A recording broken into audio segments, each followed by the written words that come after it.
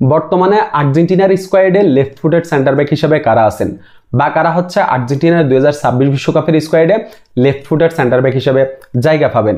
এই তালিকায় দুইটা নাম একদম কমন, একটা হচ্ছে ম্যানচেস্টার ইউনাইটেডের লিসান্দ্রো মার্টিনেজ আর একটা হচ্ছে বর্নমাউথের মার্কোস সেনসি। এই দুইজন যদি ফিট থাকে, যদি কোনো ইনজুরি সমস্যা না থাকে, তাহলে এই দুইজন আর্জেন্টিনার 2026 বিশ্বকাপের স্কোয়াডে লেফট ফুটেড সেন্টার ব্যাক হিসেবে থাকবে। এই তালিকায় হয়তো আমরা আরেকটা নাম দেখতে পারি, সেটা হচ্ছে রিভার প্লেটের লাউতারো রিবেইরো। যেহেতু স্ক্যালোনি কিছুদিন আগেই এই ডিফেন্ডারকে আর্জেন্টিনার স্কোয়াডে সুযোগ দিয়েছিলেন, সেহেতু আমরা একটা অনুমান করতে পারি যে স্ক্যালোনি হয়তো লাউতারো রিবেইরোকে নিয়ে কোনো প্ল্যান করতেছেন। যদিও আমার কাছে মনে হয় যে শেষ পর্যন্ত লাউতারো রিবেইরো আর্জেন্টিনার 2026 বিশ্বকাপের স্কোয়াডে জায়গা পাবে না। এখন স্ক্যালোনি কি লিসান্দ্রো মার্টিনেজ এবং মার্কোস সেনসির সাথে আরেকজন লেফট ফুটেড সেন্টার ব্যাককে আর্জেন্টিনার স্কোয়াডে সুযোগ দিবেন? যদি স্ক্যালোনি আরেকজন লেফট ফুটেড সেন্টার ব্যাককে আর্জেন্টিনার স্কোয়াডে সুযোগ দেয়, তাহলে সেই নামটা কে হইতে পারে? এই তালিকায় কে যুক্ত হইতে পারে? আপনার কাছে কি মনে হয়? আমার কাছে যেটা মনে হয়, এই তালিকায় যুক্ত হওয়ার জন্য একটা যোগ্য নাম হচ্ছে রিয়াল বেতিসের 22 বছর বয়সী center back, left footed center back Valentin Gomez. যারা হচ্ছে রিয়াল বেতিসের খেলা টুকিটাকি ফলো করেন, তারা অবশ্যই ভ্যালেন্টিন গোমেজকে চিনেন, বা একজন আর্জেন্টাইন ফ্যান হইলে আপনি অবশ্যই এতদিনে ভ্যালেন্টিন গোমেজের খেলা দেখছেন, ভ্যালেন্টিন গোমেজের নামটা আপনি শুনছেন। এখন ভ্যালেন্টিন গোমেজকে নিয়ে আসলে কেন কথা বলতে আসছি? ভ্যালেন্টিন গোমেজের স্পেশাল কোয়ালিটি কি আছে? ভ্যালেন্টিন গোমেজ দুর্দান্ত একজন লেফট ফুটেড সেন্টার ব্যাক, তার পজিশনিং সেন্স অসাধারণ।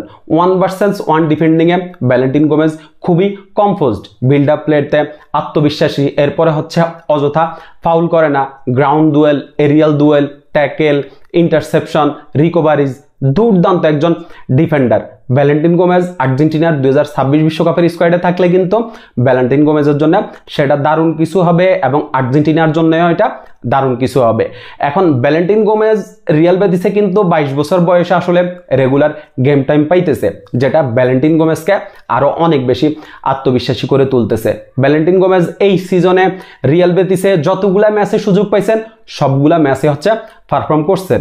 রিয়াল বেতিসের হয়ে লাস্ট ম্যাচটাতে ভ্যালেন্টিন গোমেজ খেলছেন লেফট ব্যাক পজিশনে, যেখানে রিয়াল বেতিসের জার্সি গায়ে ক্যারিয়ারের প্রথম গোলটা তিনি পেয়ে গেছেন।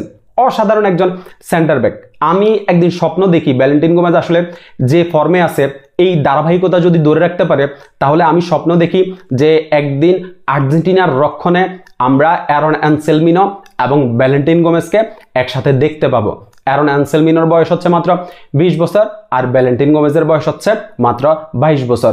এই দুজনের ফর্ম যদি আসলে ধারাবাহিকতা থাকে, তাহলে একদিন আর্জেন্টিনার রক্ষণে এই দুজনকে অবশ্যই আমরা দেখতে পাবো। আর ভ্যালেন্টিন গোমেজ এই সিজনে যেভাবে ফর্মে আছেন, এটার ধারাবাহিকতা যদি থাকে, তাহলে নেক্সট সিজনে আমরা ভ্যালেন্টিন গোমেজকে বড় কোনো ক্লাবে দেখলেও দেখতে পারি।